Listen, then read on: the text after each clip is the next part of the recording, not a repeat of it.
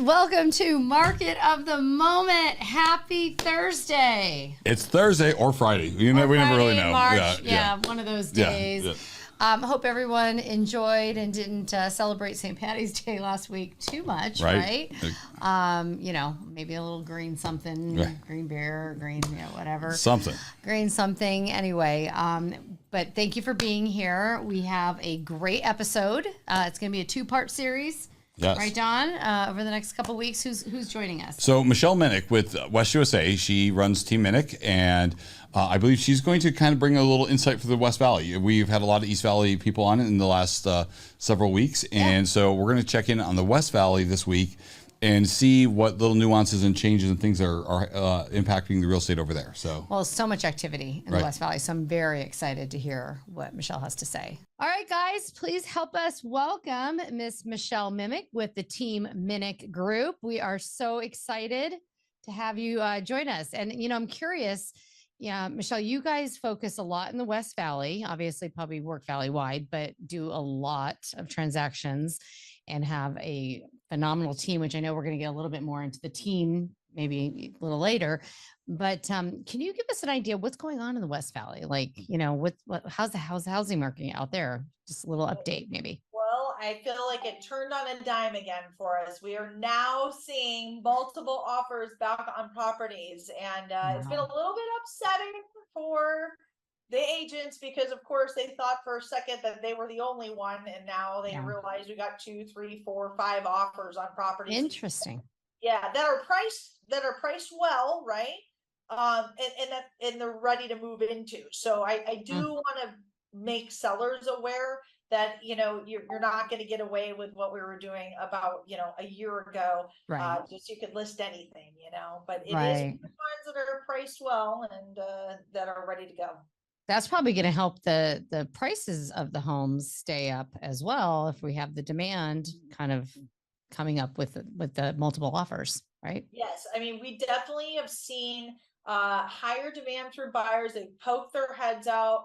Lenders have gotten on board with the creative financing portion. Agents are negotiating. They're making deals happen. So really, I think we had a slowdown, but not a stop. And now we're starting to see it pick back up. And obviously, if we do have multiple offers, you are going to see prices increase. I mean, we might not see it the trajectory that we were looking at it before, but yeah, we're not going down anytime soon. So Michelle, so a lot of what people have been talking over the last 5-6 months has been about how you get all these incentives from the seller, and you can get all of these but when you're in a multiple offer situation, you just really need to be writing a stronger offer. You do. In some cases, depending on the price point, we still are getting concessions, but we take into consideration if we are going up against somebody. So talking to that other side, reaching out to the other side, the professional, your peer, asking those questions to try to seal that deal, it's going to be a give-take situation, right? Like everybody is going to have to chip in to find out what is it that's going to get these two together and get to the end goal. Some people may be paying a little bit more, right? And then in some situations, I have had sellers had to give some more because their houses have been sitting on the market a while, right? And we have seen seller concessions in a very large amount. But now that the buyers have kind of figured out their stride, we are going to see more people coming out. It's gonna be like a wildflower. People are gonna see other people buying property, and it's gonna keep going that way. So the interest rate hike, I mean, to me at the end of the day was only a blip, right? Because we always figure out solutions, right? We do. Yep, we definitely do. Have you seen certain areas of over there, more active than others? Obviously, we have a lot of building going on along the 303, a lot of businesses coming in, plants, different things. So just curious as to what you see going on over there. Yeah. So I've been seeing a lot more investors come in also. I think that always is a really good indicator of like the hottest areas, because if you're seeing investors buy in those locations, then most likely it's going to be populated, and that's going to drive those prices up. So, not to give us a plug here, but I'm going to plug myself. We do have a property management division that runs a vacation rental, short-term and long-term. And I always gauge a lot of that, what's going on with that department, because just today, I mean, we had 3 people. They're going to be buying here in Goodyear. They're looking close to some of our activities, like the Goodyear ballpark. The Surprise Stadium is super duper popular. We had a listing go up right near State Farm Stadium, right? Wow. And those are some hot areas for people, not just because for investors, but location proximity for buyers to be able to get to places.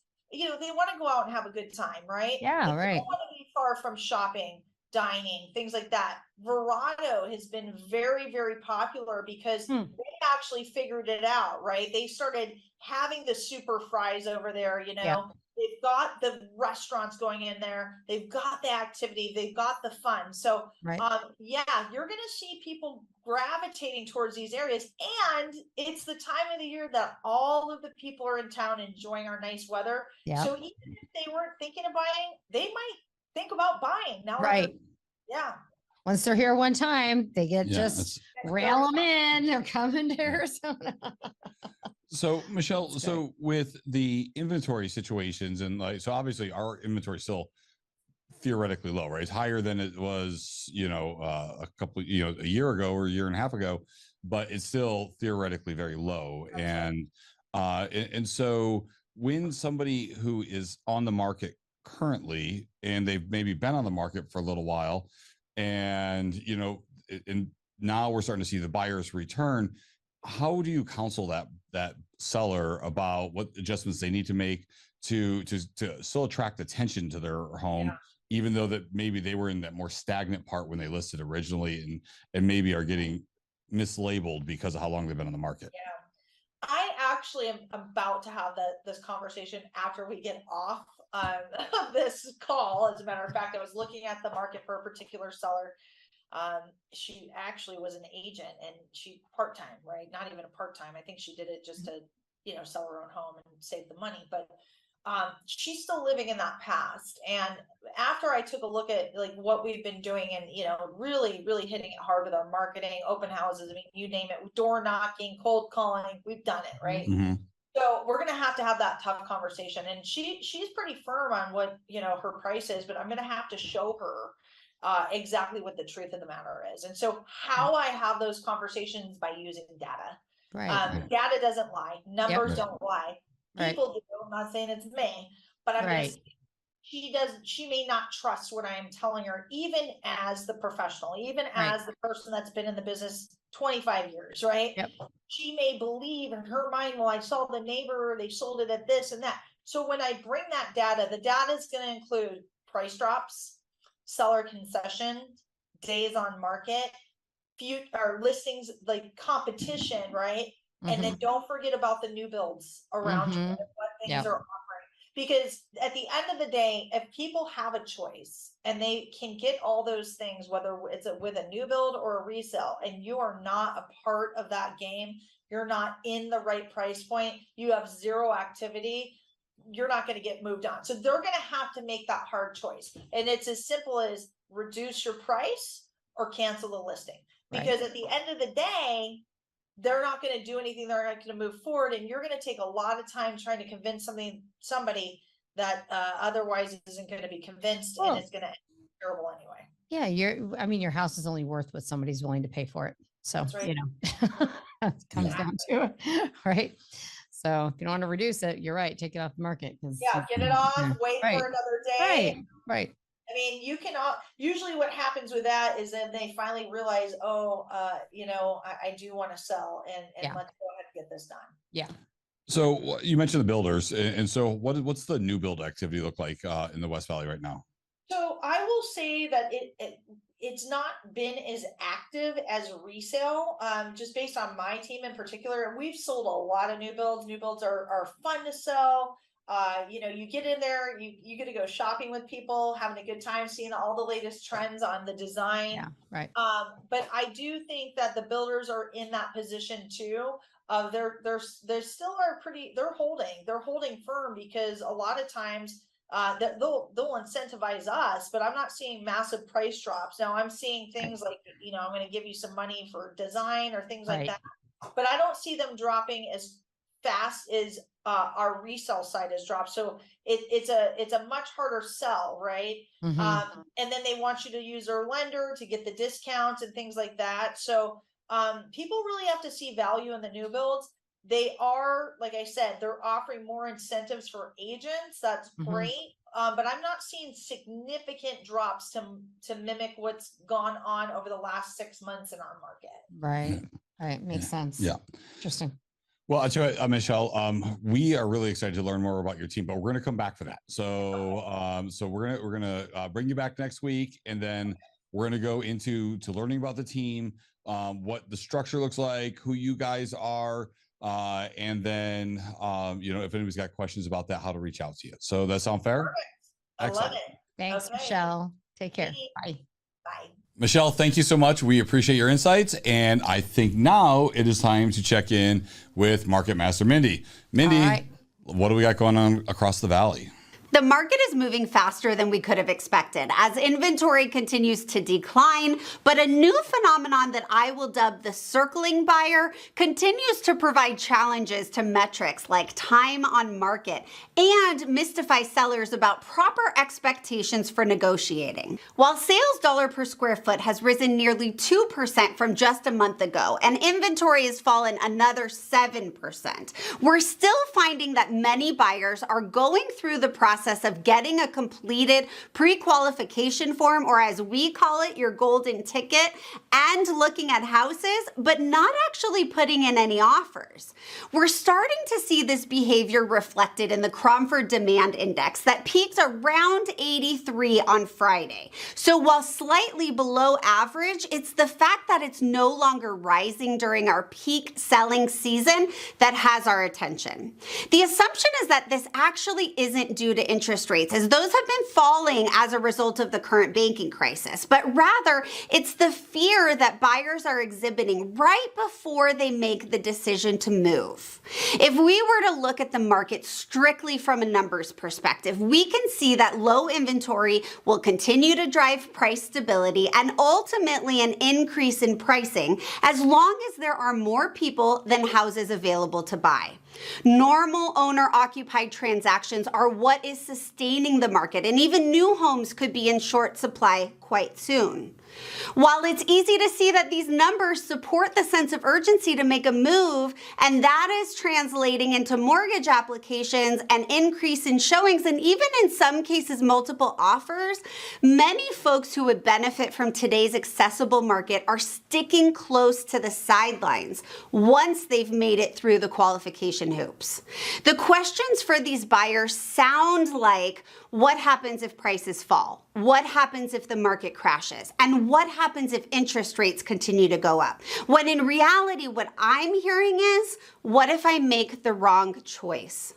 The numbers are indicative of a healthy low inventory market with rising prices, and yet buyers have more negotiation room than they've had in a long time given stifled demand. Knowing what we do know about the market, these are indicators that the leverage that both buyers and sellers have is unique, and these conditions will not last.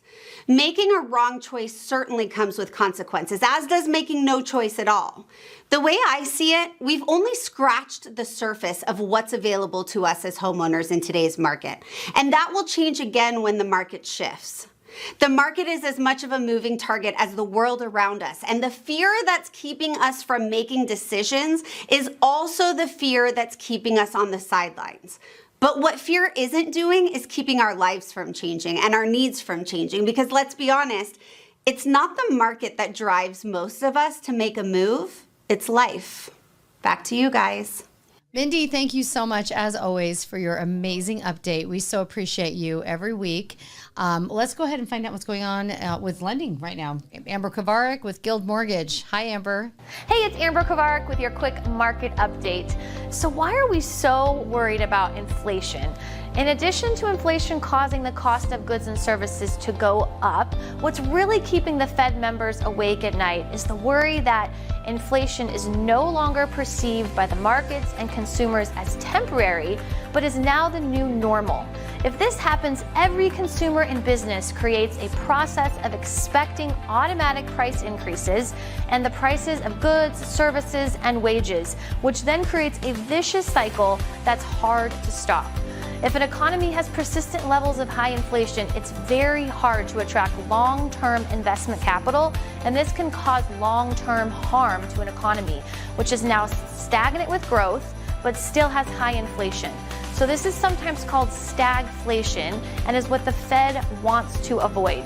The Fed members have previously said that it is worth pushing the economy into a recession if that is what is needed to prevent inflation and rates from becoming ingrained into the economy. So stay tuned to see what happens as the Fed continues to navigate the Fed hikes, when they're easing, and what's going to happen with the market. Amber, as always, thank you so much. We appreciate your insight and all the information you get us each week. So thank you for that.